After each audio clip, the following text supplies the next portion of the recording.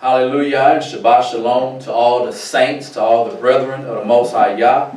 Thank you for joining Restoring the Branches Ministry on another beautiful Shabbat day, as we always say. To the 12 tribes of Israel, to those who have been scattered abroad, peace and blessings, shalom. Always, as Shaul says, to the Yahudim first, then to the Gentiles or to the nations. Never forgetting about any and all people who have joined themselves to Christ. It is our job to show that when you have claimed Christ, or you have joined yourself to Christ, that you have now been brought into Israel. You've been brought into that trunk of the tree. And if the lump is holy and if the root is holy, now you've been part of these branches, so you must therefore be holy. But with that being said, praise to everybody who's here, physically who is here, and anybody who might catch this video or watch this later. We bless you, and we just hope you are hanging in there. Just got to hang in there, people. It's not supposed to be easy. Anything worth having is not supposed to be, ain't supposed to be no cakewalk. No, but this world system, this religious system has made it seem like that, you know, everything should be a piece of cake. You ain't got to fight for nothing. You ain't got to grind for nothing. You sure can't take no loss. Sure can't have nothing not go your way. Somebody else's fault. I got pointed people. It's his fault. It's her fault. You know, and that's not how y'all work. Right? We got to go through that. That's what make winning better. Things is hard. It's you rejoice. It's more true because you're like, man, we had to go from here to here. Okay, but I ain't gonna get off on all that. Our title for today: the Migrating Saints. Things are not what they seem. The Migrating Saints. Things are not what they seem. If I know people on different times and all that stuff, but we are on our 4th week of during this gap between unleavened bread into Pentecost, about day 28. So we a little bit over the halfway point, and things should be cooking up. Should be some things going on, right? There should be some complications going on, right? It shouldn't be easy because you're getting close to the mountain. Amen. Right? You're getting closer to a appointed time. Right? You're getting close to a appointed time. Y'all got something for you. Now your adversary, he don't want you to get it. If it's his will, you know, you die in the way. You don't make it to that point. We are closer to the promise of Abraham than he ever was.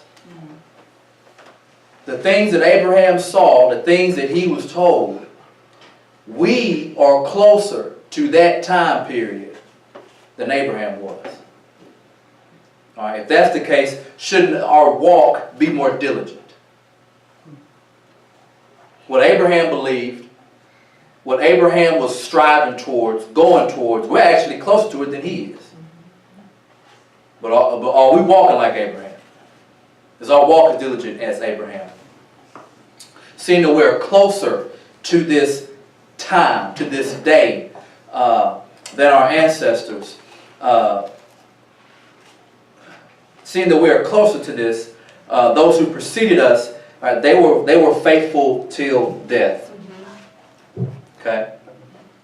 They were faithful till death. And those who didn't see it, Abraham didn't see it, you won't believe what he did. He passed down Isaac. He made sure Isaac had understanding.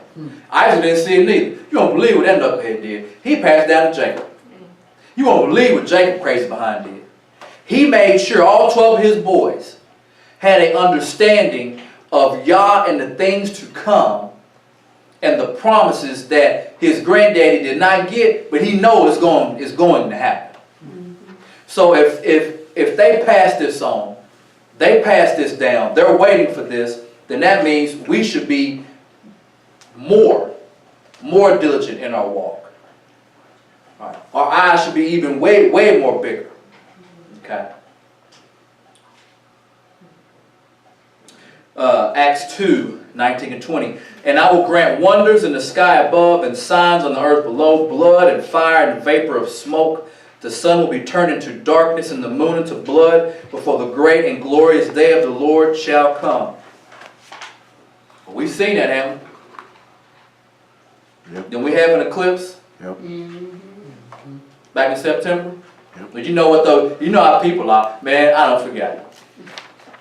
I forgot it was dark at 12 o'clock. You got people traveling all over the nation coming to Tennessee with them goofy, crazy ET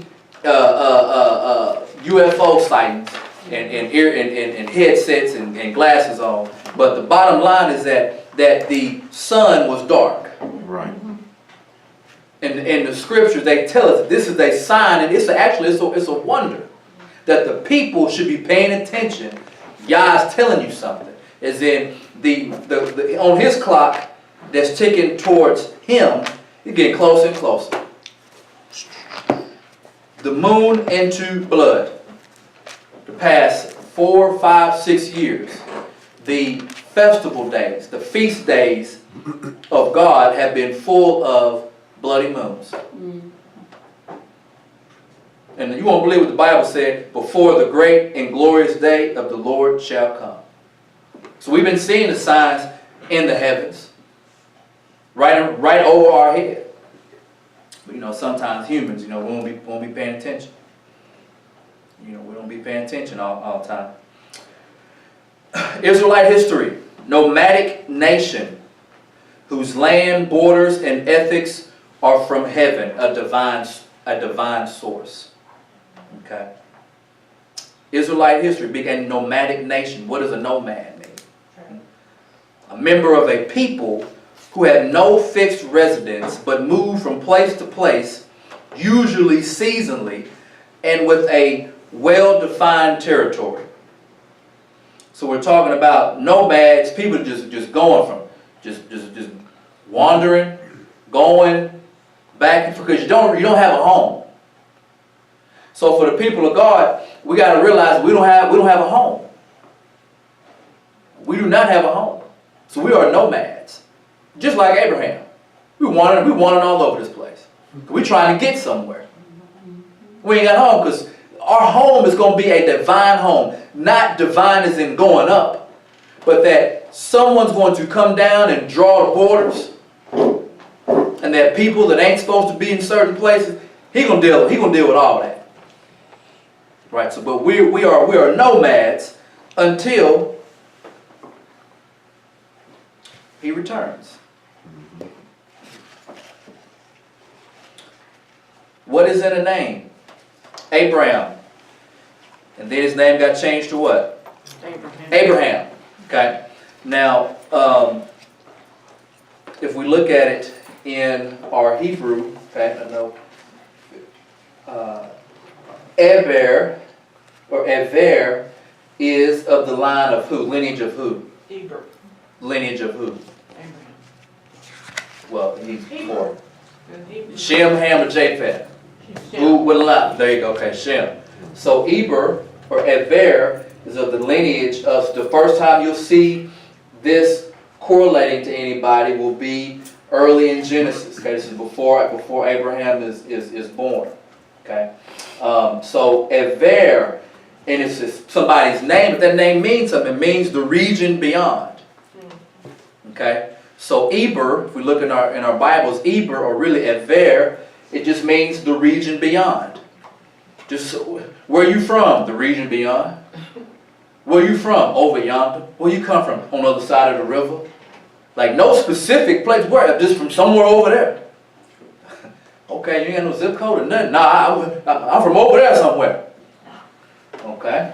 So we have this phrase here. The first time Hebrew is technically used in descriptive of someone. I should put the text down for y'all. I put half of that passage. But anyway, it's La Avram Ha-Ivri. La Avram Ha-Ivri, Abraham the Hebrew. And that means, or Hebrew means, one from beyond. One from beyond. Well, from where? Somewhere over somewhere. So when we're talking about being a nomadic people, physically, but also spiritually, we ain't got a home yet. So we look at this, and Abraham and Eber, or Ever, the words that are highlighted, that got highlighted in red, are the same Hebrew letters. Now, they both got a different start, but they both start with silent letters. Okay? Now, every time we've been learning, the Aleph under Abraham, Aleph represents who? The source. The source, the chief, the strong one, the ox, okay? Father. Put him first. All right, and then Ever, the region beyond. Starts with the ayin, which a lot of times point to seeing, being able to see. Right, and that's why the title of this is "Things Are Not What They Seem." Just because you see something with your eyes, don't mean that's what it is. Just because you see something with your eyes does not mean that's what it is.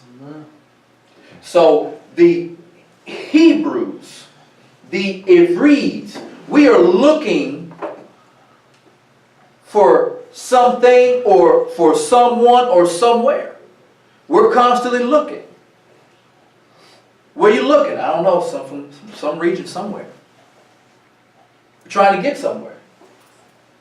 Hey, put your microphone in. It's on. Just put it in front of you. Thank you. Can I be heard? Yes. Can I be heard? Yes. I just like saying that. There's a brother he that is I. There's a brother who I've technically had two Hebrew teachers. He helped me with Hebrew, and this brother's from New York. And I enjoy him. He teaches a lot of history, a lot of black history. Very, very sharp, very, very, and whenever he does a presentation, he always says, "Can I be heard? Can I be heard?" It's funny. They're like, "Yes, brother, you can be heard." Loud and clear.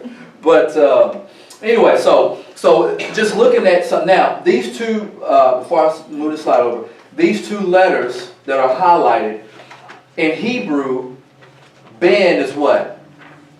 Son. Son. Now in Aramaic, what is son? Bar. Okay. Bar is son in Aramaic. So I'm not saying Abraham would have spoken more Aramaic because of the area that he was from. Possible, and that's not really the point. But the way things are together is not for any reason. So the Hebrews are the people of God are looking and wandering and going somewhere because home has not been set yet. Okay? So if we are to follow our ancestors, that means we must follow them wandering, trying to find somewhere to go, trying to get somewhere. Okay? And this will make sense a little bit later. Okay? Abraham, father of faith. Romans 4, so brother Aaron, could you get us Romans 4 and 12? Somebody give me Genesis 20 and 7. He's going to get us Romans 4 and 12.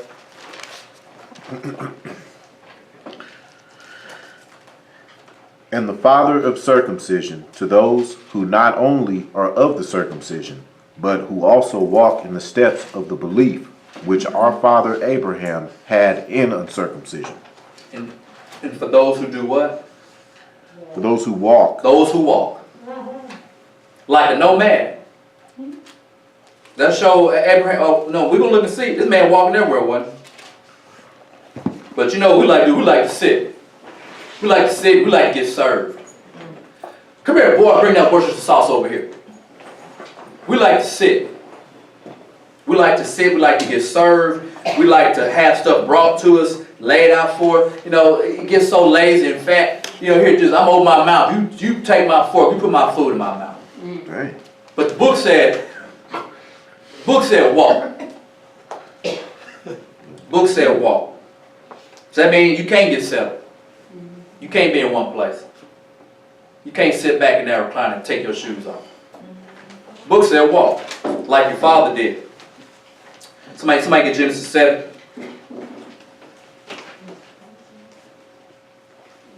Genesis 20 and 7.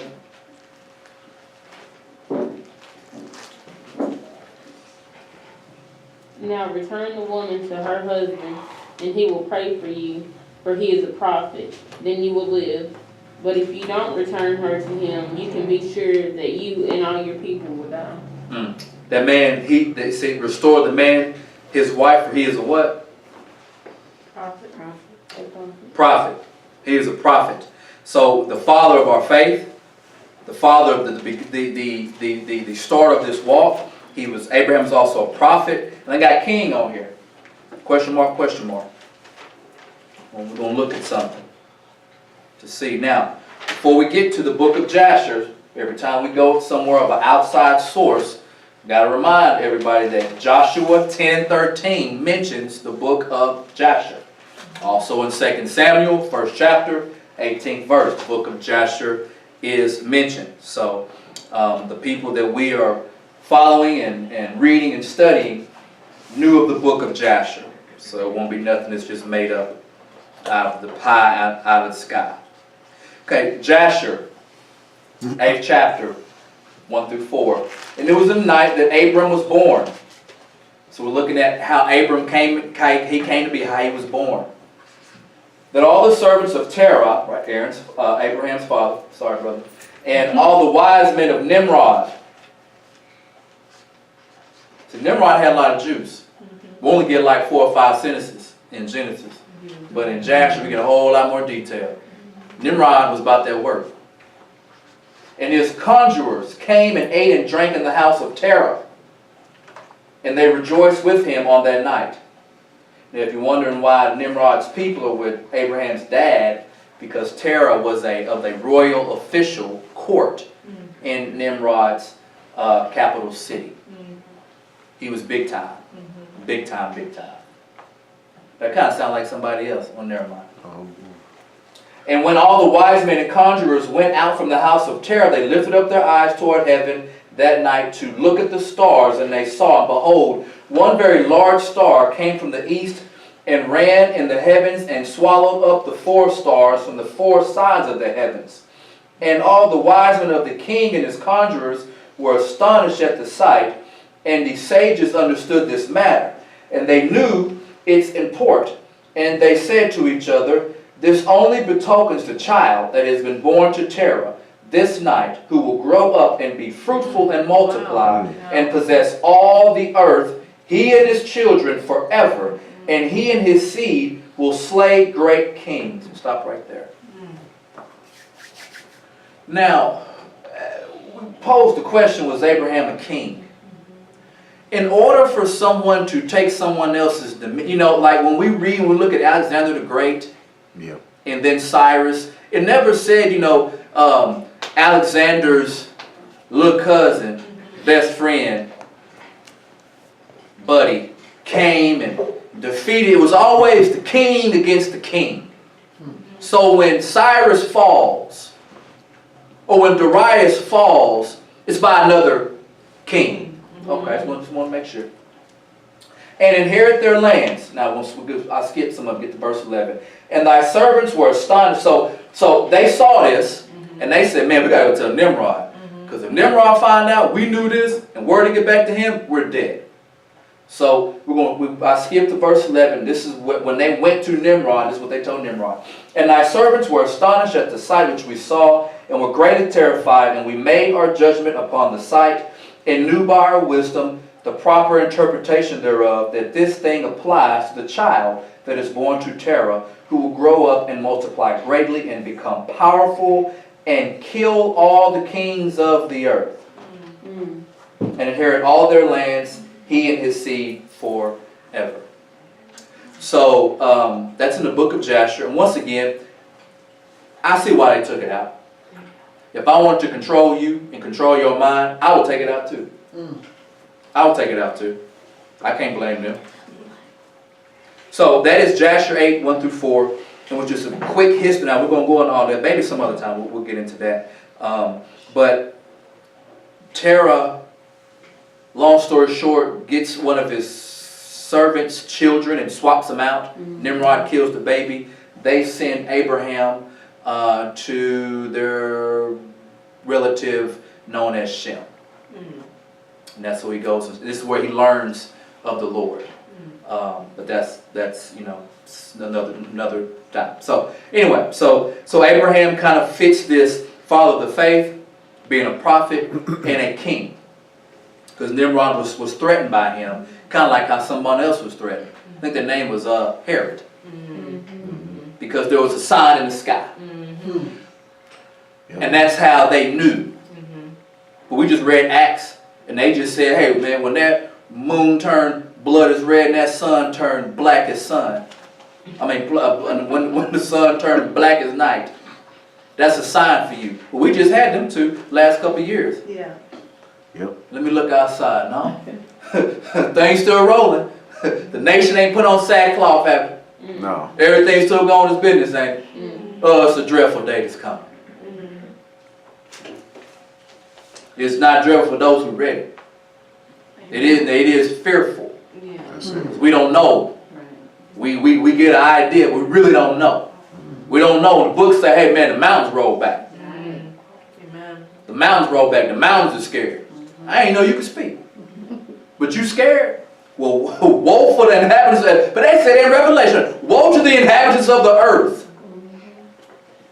Jesus. Have mercy. Have those stories.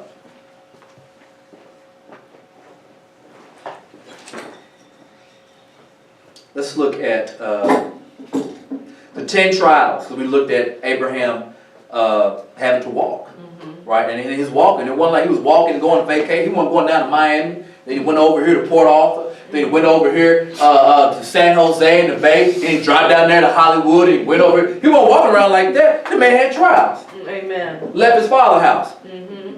We can't. Some of us can't leave, and leaving your father is leaving the traditions of your father. Amen. That was off the jump. Get up, get out. Famine in Canaan. Famine in Canaan. I done left and migrated and went to Canaan. That's a food shortage here.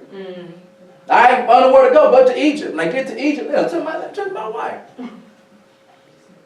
Lot taking the siege of kings, war. They had a miniature world war, didn't they? 9 kings were scrapped. Took Lot. My nephew, my brother, I gotta go get him. Passing his seed to Hagar. Come on, fellas. That's some drama right there. Huh? Some drama. Abimelech takes Sarai, Philistine king. Circumcision. Grown man. Right. Interest. Now, this one was my opinion. Okay, these are the 10 trials. The intercession for Sodom. I didn't find anybody really giving an opinion on that. That was huge. Yeah. He said, if it's just one, will you save him? If it's just one. He started off pretty high. Yeah. But he works his way down. He's like, if it's just one, so whatever is written aforetime, written for our learning. So we know that before Yah judges, before Yah acts, if there's one righteous, I got him. Amen. If I got to go ahead and get him myself, I'll go get him. How do we know? Because it's in our book. Amen. So now there's the suffering of the offspring. If we've talked about this before, about how Yah told Abraham, he said, of a surety, your people going to suffer. So that was one of the trials. And then somebody else drove Hagar away the first time. She got drove away the first time, remember? Okay. Then putting away of Hagar and Ishmael. Oops. Putting away of Hagar, that been some mess right there. Putting away Hagar and Ishmael. And then the sacrifice of it. So there were these trials, but moving around and wandering around. Okay. Walking for Yah, right? Abraham's journey. Ur of the Chaldees, Genesis 11:31. Then went to Haran, Genesis 12:14. Damascus, which is about destroyed now. But back up the truck. Damascus, which is about destroyed now. Isaiah 17. There's consequences for that. We look at the nations that's involved. We look at what the Bible says. It's like, ooh. And there's some of them nations we live in. But anyway, whatever. He just playing around. Shechem, First place in Canaan that he went to, Genesis 12, 6 through 7. Bethel, Genesis 12 and 8. Egypt, Genesis 12, 9 through 20. Bethel again, Genesis 13, 1 through 9. Hebron, Genesis 13, 10 through 18. Dan, Genesis 14, 1 through 14. Haba, Genesis 14, 15 through 16. Salem, Genesis 14, 17 through 21. Hebron, Genesis 15, 1 through 21. Then 17, 1 through 27. Gerar with the Philistines, Genesis 20, 1 through 18. Beersheba, Genesis 21, 1 through 34. Mount Moriah, Genesis 22, because he looked up and he saw. Yeah. He said, hey man, me and the boy, we going over, we coming back. This is after he said, hey, you have to sacrifice your only son. He looked up, he saw something. Well, he said, well, he said, Lord will provide himself a lamb. Yes, he did. Then Hebron, Genesis 23, 1 through 20, the cave of Machpelah. Okay, so 17 different places. Some of us, you know, we had trouble just moving just once, twice. 17. Hey man, he all up. It's hot. Now, you know, black folks be like, look, man, ain't no air, I ain't getting in your car. You ain't got no AC, I ain't going. You better buy some Freon or something. I ain't getting in your car. All right, let's look at Hebrews 11. Hebrews 11.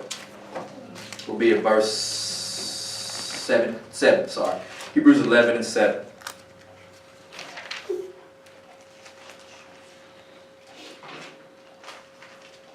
I think it was Brother Aaron who read, when he read Romans 4, that Paul did remind us about walking like Abraham, right?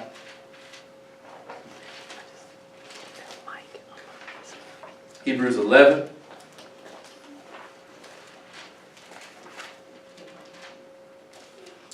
Verse 7, and it reads, by faith Noah, being warned of God of things not seen as yet, moved with fear, prepared an ark to the saving of his house, by the which he condemned the world and became heir of the righteousness which is by faith.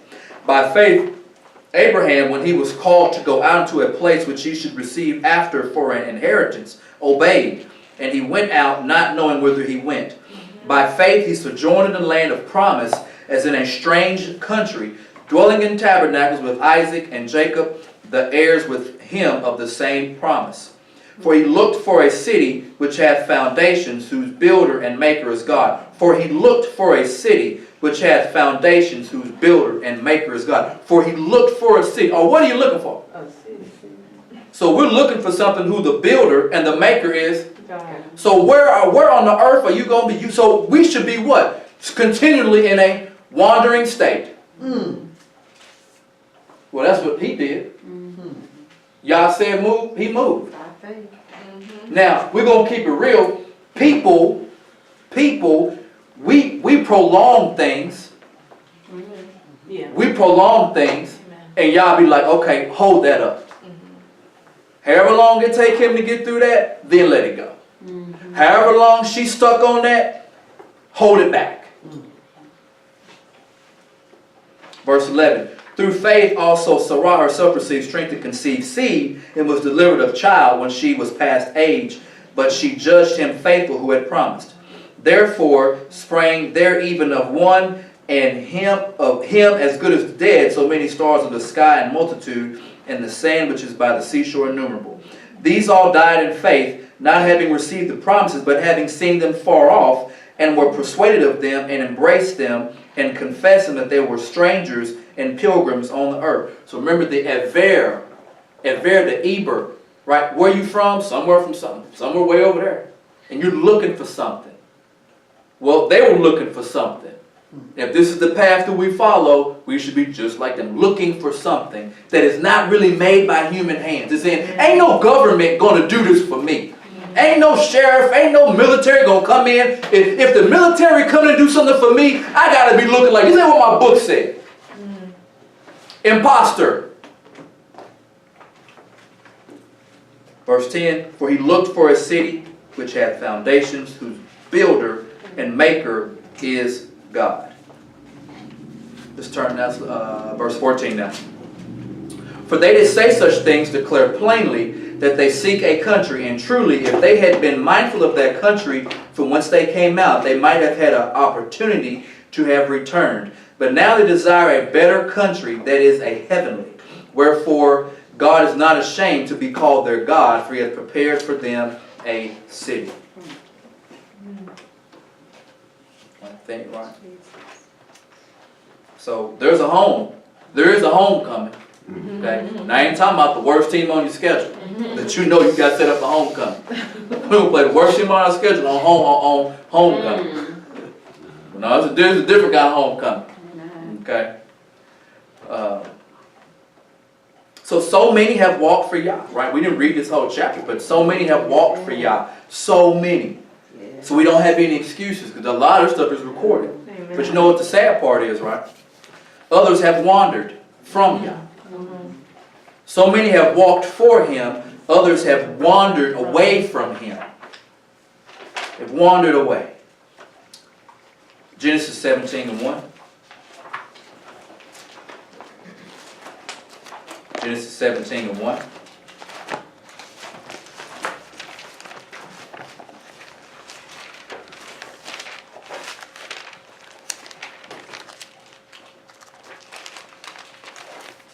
Genesis 17:1. And when Abraham was 90 years old and 9, the Lord appeared to Abram and said unto him, I am the Almighty God.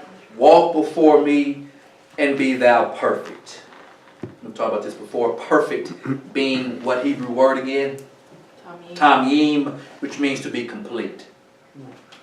To be a finished product.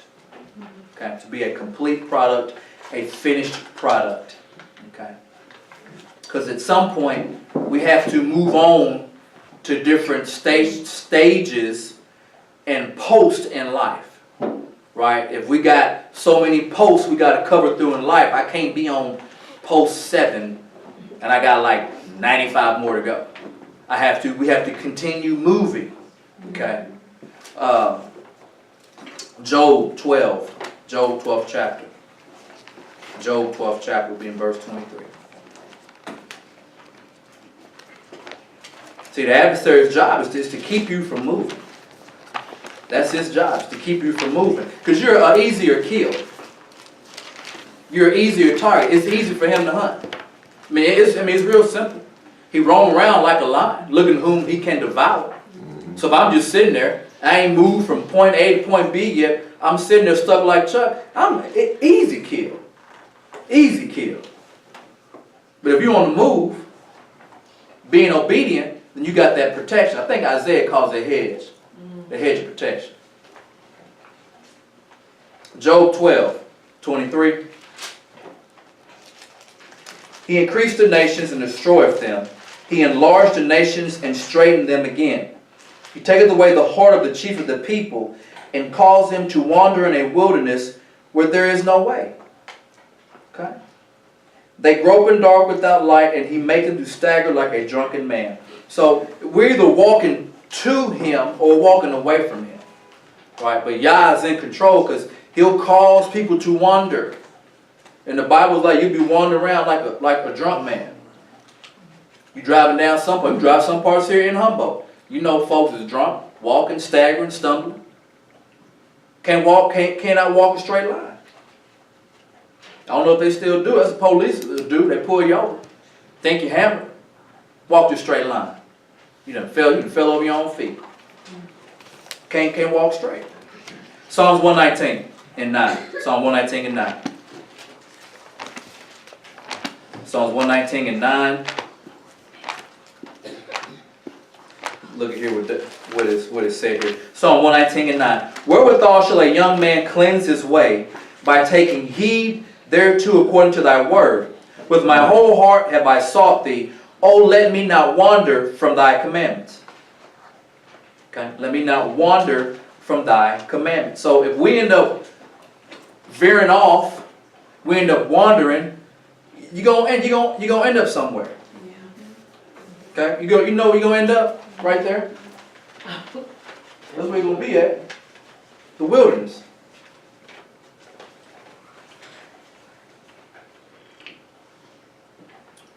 The wilderness is necessary. Right? No one can truly become one with Yah without it. So the wilderness is very necessary. Okay? The wilderness in Exodus became a 40-year ordeal. It was supposed to be a pit stop. It was supposed to be a pit stop. But it became a 40-year ordeal, multiple seasons to conquer. And the ones who came out didn't even conquer it. The one who saw the plagues, the power, they felt what we got coming. They felt the power and the dread of the Lord. Even if it's light in Goshen where I'm at, I know it's darkness over there. I hear the screams over there. Yeah, I'm tripping. I'm scared right now. I'm getting my get out of jail free card on Monopoly board out of Egypt. But I hear the screams of the people and the beast. Because the beast lost their firstborn too. Amen. Crickets ain't even chirping right. They done lost their babies. So everybody is in disarray. Bless you. Bless you. And we walking out free, but boy, that's some scary stuff. So the wilderness, so this group that came out, they weren't even the ones that conquered it. They weren't even the ones that conquered it. It took multiple seasons to conquer. Let's look at Exodus 40 and 17 quickly. We're going to look at kind of narrow down the purpose of the wilderness, why it's stationed this time of year, because you got to go through it. It's not a question about, well, I ain't got to go through the wilderness. Well, I don't know who you're walking with then. But Exodus 40 and 17, Exodus 40 and 17, it reads, "And it came to pass in the first month of the second year, on the first day of the month, that the tabernacle was reared up." Does everybody see that? Exodus 40 and 17. It came to pass on the first month in the what year? Second year. So this, when we get to Exodus 40 and 17, this is the first day of Nisan. This is the beginning of year 2. So when Yah destroyed and power and signs and wonder, and so this is where they are, and this is when the tabernacle was reared up in the second year. Okay, second year. Now let's turn to Numbers, the 9th chapter. You keep your finger in Exodus. Turn to Numbers 9. Because in Exodus 40, it was the first day and they got the tabernacle up, ready to roll. Okay?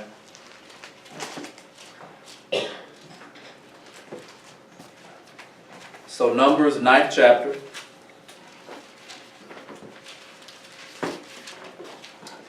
Numbers 9. And let's look at 9 and 1. Numbers 9 and 1. "And the Lord spake unto Moses in the wilderness of Sinai in the first month of the second year after they came out of the land of Egypt." Verse 2. "Let the children of Israel also keep the Passover this appointed season.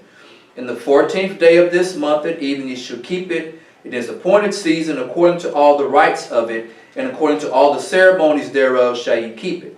And Moses spake to the children of Israel that they should keep the Passover.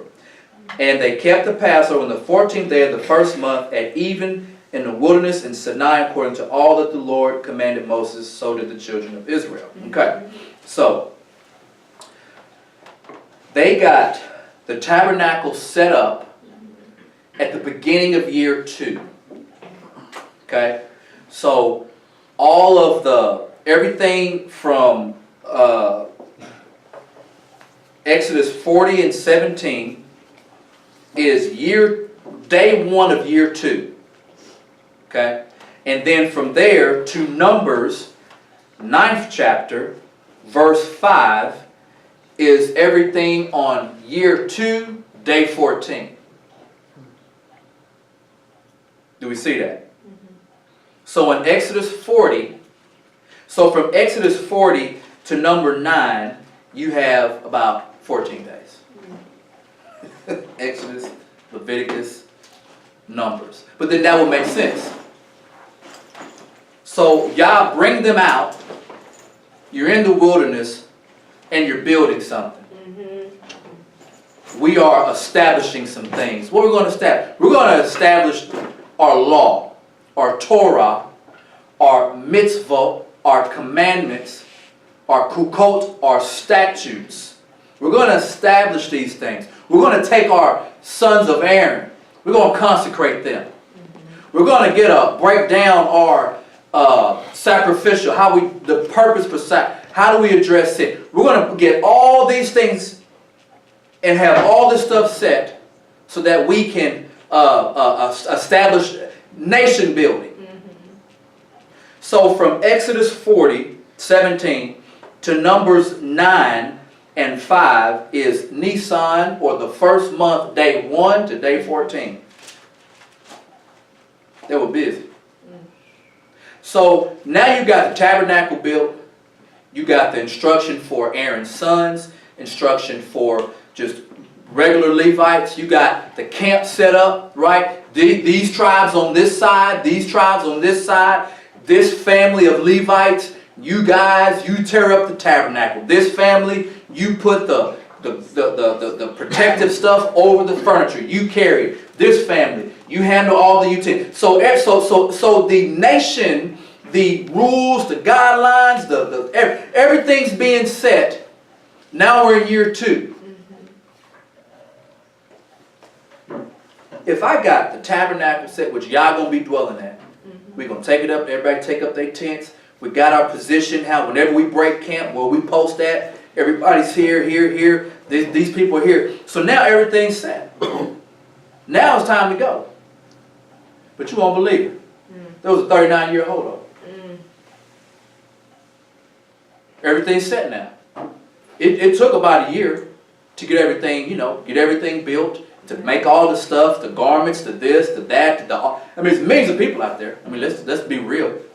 There's millions of people out there to get all this stuff set up, to get all this stuff sewn and made, and Aaron's stuff and the son's stuff, and everything to take place. It took about a year. And it's time to go. It's time to go. We didn't have our Mount Sinai. It's time to go. But 39 years of people interference, 39 years of my flesh, 39 years of my pride, 39 years of selfishness, 39 years of I don't want to, 39 years of I don't understand why I'm here. I don't see anything. Why are we here? We're going to die out here. Even though, yeah, which. So at some point, you know what? Don't worry about it. You ain't going.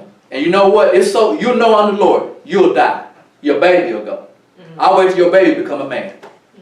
I'll wait till your little girl before woman. For you'll be dead. You'll see your grandbaby, and then you're gonna die. And then they going on. You ain't going. So they got done at Numbers 9. Year 2, Passover. They got all that stuff done. Let's let that sink in. So now I'm going to go back to what I said. The wilderness is necessary and no one can truly become one with God without it. It became a 40-year ordeal. It was supposed to be a pit stop. It took them multiple seasons. Right, so in that year they built the tabernacle, the furniture, the door of the tabernacle, the utensils, garment of the priest, the high priest. Order was set, sacrificial system, details, consecrated of Aaron's sons. I forgot the census of the people, the offering and first of numbers of the chiefs of every tribe to bring something for the tribe. Right, so they couldn't really have offerings yet, so they set up their offering system. Right, so it's like, yeah, I know so-and-so does it this way, we're going to do it this way. Right, all the commandments of the Torah. So what we have is this Hebrew rite of passage into sainthood. Right? We all must go through the wilderness, but we dictate how long the stay is. Say it again. We all got to go through the wilderness, but we dictate how long your duration is. That's good. Gotcha. Amen. I ain't gonna go there. I am gonna go there. Yeah. You get put in after school detention. Uh-huh. It's time to go home. But you keep running your mouth. You know what happened? You got attention tomorrow. You know what happened, Father? You got attention on Wednesday. You still talking? I see you on Thursday. I see you on Friday. So we dictate how long the duration is in the wilderness because we can't see. We don't see. What sister say? You know about Thomas. You know you need to see to believe. Yeah. Come on. So we see this with the children of Israel. Okay. Right? And this is the mentality when it comes to the wilderness. God's gonna take me through some things. It's gonna be real good. Like, no, whoa, wilderness. You're not read? Yeah. You're not read. There's nothing good about it. It's survival. That's it. The faithful. So God gonna take me through some things. He's gonna take me through some things. So this is what we think about the wilderness. We ain't thinking this. That's that. God and Lord gonna take me through some things. We say, green, look at all that green. There's life there. I see life. I'm good with it. I love the Lord wilderness. You don't see no life out there. It's some vegetation, it ain't green. How you be brown vegetation? So he leads us to the lows so he can establish our highs. He leads us to the lows so he can establish our highs. Say something.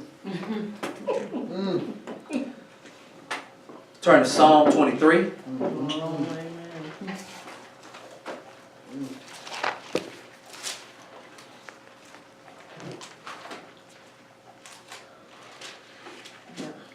Psalm 23. You don't believe what this man said. The Lord is my shepherd. I shall not want. He maketh me to lie down in green pastures. He leadeth me beside the still waters. He restores my soul. He leadeth me in the path of righteousness for his name's sake. Yea. So when he first started, he's talking about where I will be. Where are you right now, David? Yea, though I walk through the valley of the shadow of death. That's where I'm at right now. I know where he will take me. I know where I will be. But right now, I walk through the valley of the shadow of death. I will fear no evil. Why? For thou art with me. Why won't you be scared? For thou art with me. Thy rod and thy staff, like the rod, like Aaron's rod. And thy staff, they comfort me. Thou prepares a table before me in the presence of my enemies. So I know at some point, I'll be back at the head. But right now, he got me low. And I'm okay if I'm low, because I know he's with me. Thou prepares a table before me in the presence of my enemies. Thou anointest my head with oil, my cup runneth over. Surely goodness and mercy shall follow me all the days of my life. So at some point, I'll be in the head. But right now, I gotta be patient. I gotta be still. Why? Because you're in the wilderness right now. I'm in the low point. I'm in the valley. So that one picture is green. It was water. This is the valley of shadow of death. That's what he said. You gotta go through that. I ain't going through that. Yeah, y'all. No, you ain't. Then you know what people do? They go the other way. Now, that's not walking for y'all. That's wandering away. Amen. That's why you ain't supposed to see. Still gotta come back. Amen.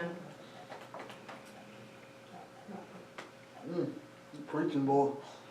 Appreciate you, brother. I am with you. I'm with you. 1 Peter. Things we got to remember. He is with you. 1 Peter, 5th chapter. Never fails. 1 Peter, 5th chapter. Likewise, ye younger, submit yourselves to the elder. Yea, all of you be subject one to another, and be clothed with humility. For God resists the proud, and giveth grace to the humble. Yeah. You won't believe what Peter said, who rolled tight with the Lord. Humble yourselves, therefore, under the mighty hand of God, that he may exalt you in due time. Peter, you're going to deny me a bunch of times, man. Yeah. Peter ran off, but you won't believe who was 1 Peter 5, 5 through 6. Yeah, you started here, Okay, brother. I got them. Yeah. you know what? I just want to make sure nobody left behind. Make sure every hoof is coming up out of here. So humble yourselves, therefore, under the mighty hand of God, that he may exalt you in due time. So Peter knows. This man, he was like, look, he's like, I'll fight. Wait, I ain't pulling swords out. I ain't gonna let nothing happen to you. He said, man, you're gonna deny me 3 times for the cockroach. But who led the charge? Amen. So what does that mean? Brought low. So did Peter bring himself low, or had Yah already preordained to bring him low? Yah already brought him down low. It was going to happen anyway. Yeah. I'm just going to let you know because I love you. Just so that you'll remember. Because y'all don't remember nothing. Because this show was, I know back in September, it was dark around 12 o'clock. It was dark around 12 o'clock. We have forgot. Folks have forgot already. Yep. But according to the ancient ones, that's a sign Yah coming. Amen. Folks back in Abraham time in Jasher, they knew that. They walked out the house drunk. They walked out the house drunk and drinking, celebrating, partying, see them stars. Whoa!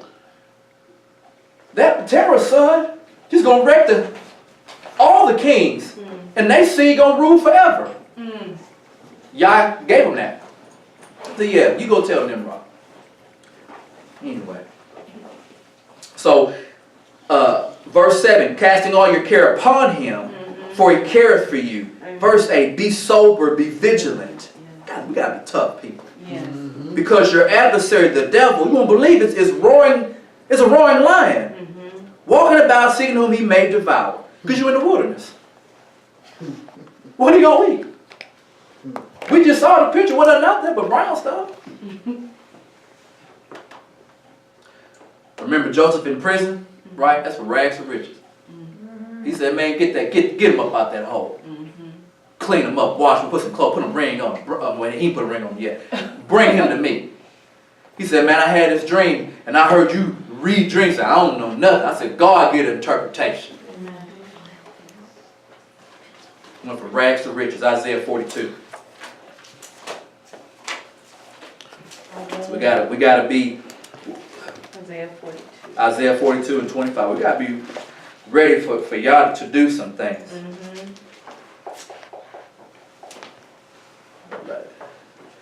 Talk about this last week down in Tupelo. Isaiah 42 and 25. Look what it says. Therefore he hath poured upon him the fury of his anger and the strength of battle, and it set him on fire round about. Yet he knew not, and it burned him, yet it lay not to the heart. Right. We gotta let Yah do what he do. Stop fighting him.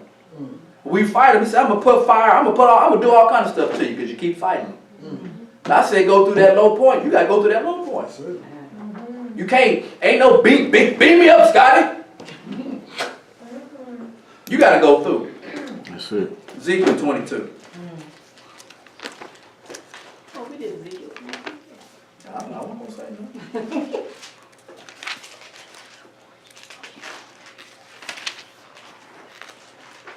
Gotta go through the fire, people. Ain't nothing wrong with it. We gotta go through the fire. Ezekiel 22. Let's start in verse 17. And the word of the Lord came to me, saying, Son of man, the house of Israel is to me become dross. All they are brass and tin and iron and lead in the midst of the furnace. They are even the dross of silver. Therefore, thus saith the Lord God, behold, ye are all become dross. Behold, therefore, I will gather you in the midst of Jerusalem, as they gather silver and brass and iron and lead and tin into the midst of the furnace, to blow the fire upon it to melt it. So will I gather you in mine anger, and in my fury I will leave you there and melt you. Yea, I will gather you and blow upon you the fire of my wrath, and ye shall be melted in the midst thereof. As silver is melted in the midst of the furnace, so shall ye be melted in the midst thereof. You shall know that I, the Lord, have poured out my fury upon you. And the word of the Lord came unto me, saying, Son of man, saying to her, Thou art the land that is not clean, nor reigned upon the day of indignation. There is a conspiracy of her prophets in the midst thereof, like a roaring lion, ravening the prey. We just read that in Peter, didn't we?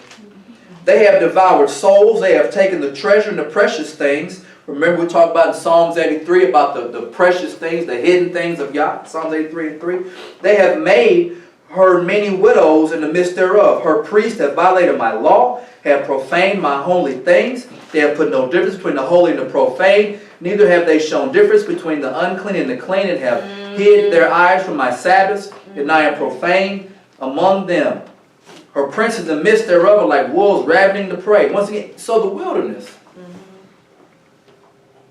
To shed blood, to destroy souls, to get dishonor, saying her prophets have daubed them with untempered mortar, seeing vanity and divining lies unto them, saying, thus saith the Lord God, when the Lord have not spoken. Thus saith the Lord God, when the Lord have not spoken. Thus saith the Lord God, when the Lord have not spoken. Things are not what they sing in the wilderness. Things are not what they sing. What's that when you in them deserts and what's that you had that Mirage. you so thirsty, you so tired, and you water, and you going up to some water and there ain't nothing but some quicksand. Now you stuck because you didn't stay on the path. You got to go through. That's enough of that chapter. That chapter tough. It's tough. we need to read that when we go to bed, when we wake up. So we can look at our leaders and teachers of the word and see that. Okay. 1 Peter 4:12.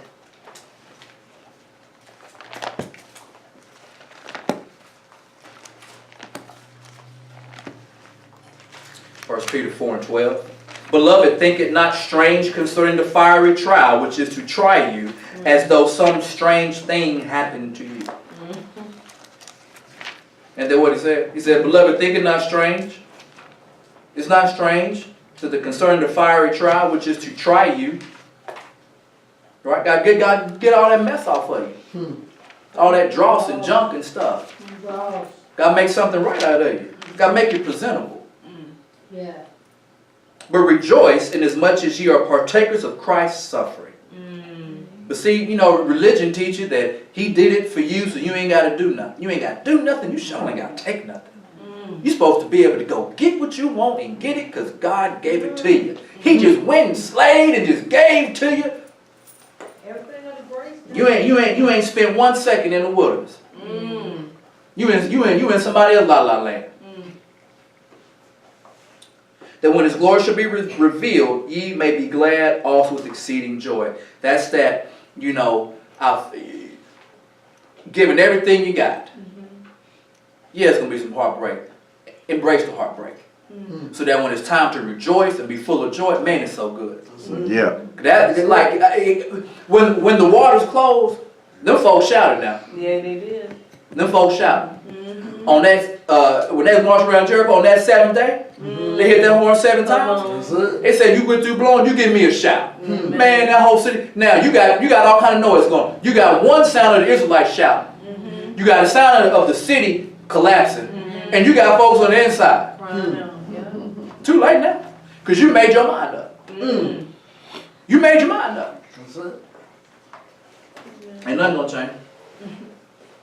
Culture identity marker for Hebrews 2 saints. We have, I found three different tribes, not necessarily trying to make an Israelite connection, but talking about why we go through the wilderness all the time. Now, it's really, I didn't jump the gun. I'm keeping my shot. All right, this group of young women over here, these are all young girls. This is this is called the Umko Suluwo Malanga. This is down in Zulu land. Okay, remember Shaka Zulu, right? Shaka Zulu, they were fighting the British, wearing them out. Till Shaka brother he betrayed, But anyway, so during September they have an 8-day festival, and the virgins from all over Zulu land, all over Zulu. Now, key thing, you must be a virgin. If you are not, you got to pay a fine. You got to pay a cow to the local priest, and you cannot participate. So, however large Zulu land is, all these little towns, big cities, they all come together and they get these reeds. And these reeds is long and big old long